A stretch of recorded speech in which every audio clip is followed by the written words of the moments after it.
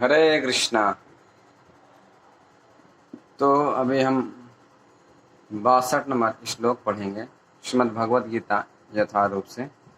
और अध्याय चल रहा है 2 गीता का सार।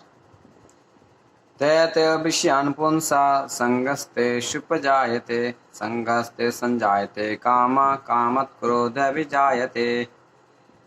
अनुवाद इस प्रकार है श्रील प्रभुपाद जी के द्वारा। इंद्रिय विषयों का चिंतन करते हुए मनुष्य की उसमें आसक्ति उत्पन्न हो जाती है और ऐसी आसक्ति से काम उत्पन्न होता है और फिर काम से क्रोध प्रकट होता है। हरे कृष्णा। इसमें बताया गया है कि ध्येतो विषयान् पुंसा संगस्ते सुपजायते संगस्ते संजायते काम काम क्रोध विजायते। इसका समझो अर्थ क्या हुआ। ध्येत विषयान् पुंसा, हमारे पास विषय भी है, इंद्रियां भी है और विषय भी है। ये आँख है, कान है, पैर है, मुंह है, नाक है, त्वचा है, सारे हमारे पास है।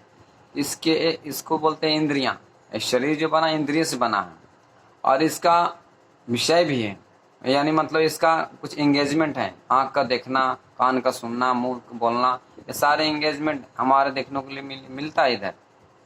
मतलब आँखों का काम क्या है, सुंदर सुंदर कुछ देखना और सुंदर मतलब और कुछ गलत काम भी देखना। ये सारे कान को सुनना, जो भी सुनते हैं, और मुख में बोलना, ये काम है, इसको विषय बोला गया है।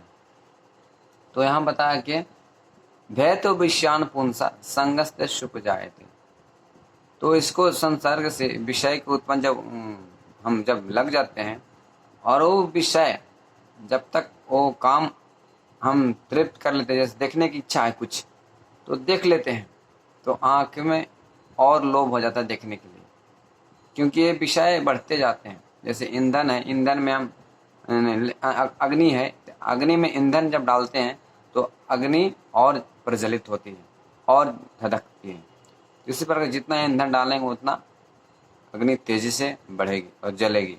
उसी प्रकार से इंद्रियां भी है, जब तक जितना आप इंद्रिय विषय में इसको लगाएंगे उतना ये और तेजी से और डिमांड करेगा।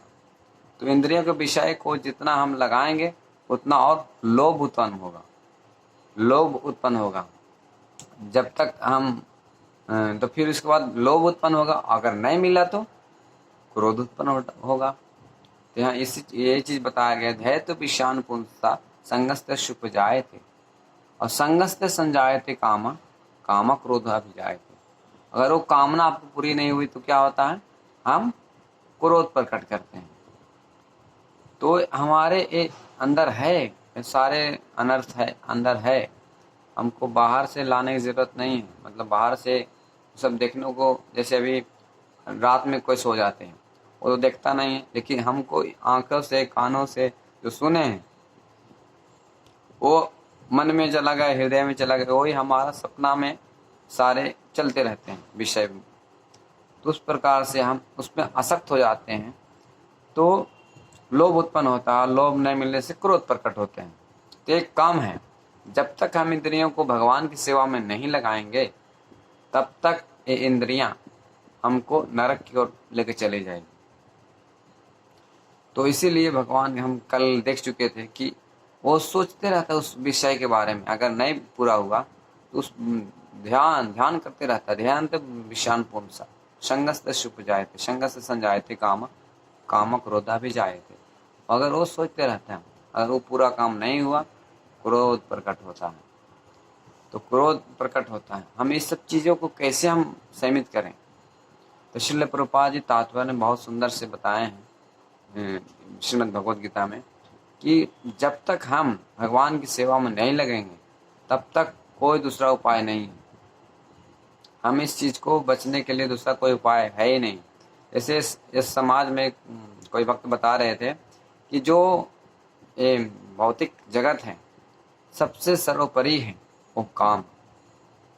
लोगों को काम वासना इतनी है कि लोग आगे कुछ नहीं कर पाते, उसमें फंस जाते हैं, इतने तीव्र गति से उसमें फंस जाते हैं और वो आगे बढ़ नहीं पाते हैं।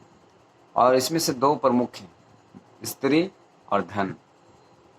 स्त्री के संपर्क में कोई पड़ता है और धन की संपत्ति में वो पूरे मतलब स्त्री है तो धन भी चाहिए, और धन कमाने के लिए पाप करना पड़ता है, कुछ न कुछ करना ही पड़ता है पाप।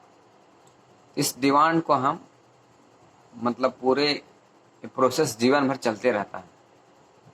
तो हम इसको कैसे करा सकते हैं? इस तो हम समाज में रह रहे हैं तो देखेंगे सुनेंगे ही, और गलत चीज़ तो हम देखते ही हैं।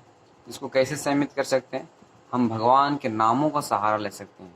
जैसे शिल हरिदास ठाकुर के जीवन में मैं छोटा सा बताऊंगा कि शिल हरिदास ठाकुर भगवान के भक्त थे, और वो नाम का उच्चारण हरे कृष्णा कृष्ण कृष्ण हरे हरे, हरे राम राम राम हरे हरे। वो 3 लाख से ज़्यादा नाम लेते थे, 22 घंटे पूरे दिन रात जप करते थे। तो उनको मतलब फंसाने के उनको एक वैश्या को भेजा गया। तो वैश्या वो 3 दिन तक वहाँ रुकी और वो भक्त बन गया। बहुत कोशिश किया गया नामाचार्य हरिदास ठाकुर को मतलब फंसाने के लिए, तो विषय में फंसा नहीं हरिदास। और वो फिर वो जो फंसाने गई था वैश्य गई थी, वो भी भक्त बन गई। और उसके बाद में फिर स्वयं माया देवी चली गई, तो माया देवी भी वो हरिदास को परास्त नहीं कर पाया, उनको विजय हुआ और माया देवी हार गई, और उनसे फिर दीक्षा लेकर हरे कृष्ण महामंत्र का वो भक्तिन बन गई। इस प्रकार से भगवान के नाम का, भगवान का सेवा, भगवान की लीला रूप जितने सारे भगवान से संबंधित कार्य होते हैं, प्रेममय भक्तिमय सेवा, वो हम अपने विषय को हम परास्त कर सकते हैं भगवान के शक्ति के कारण। भगवान की भक्ति से हम कर सकते हैं ऐसा।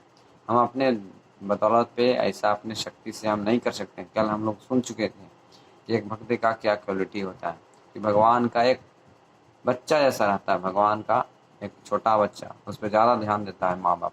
उसी प्रकार से जो भक्त है वो भगवान का छोटा बच्चा है। इस तरह से हम आप लोग को मौका मिल रहा है भगवान का भक्त बनने का।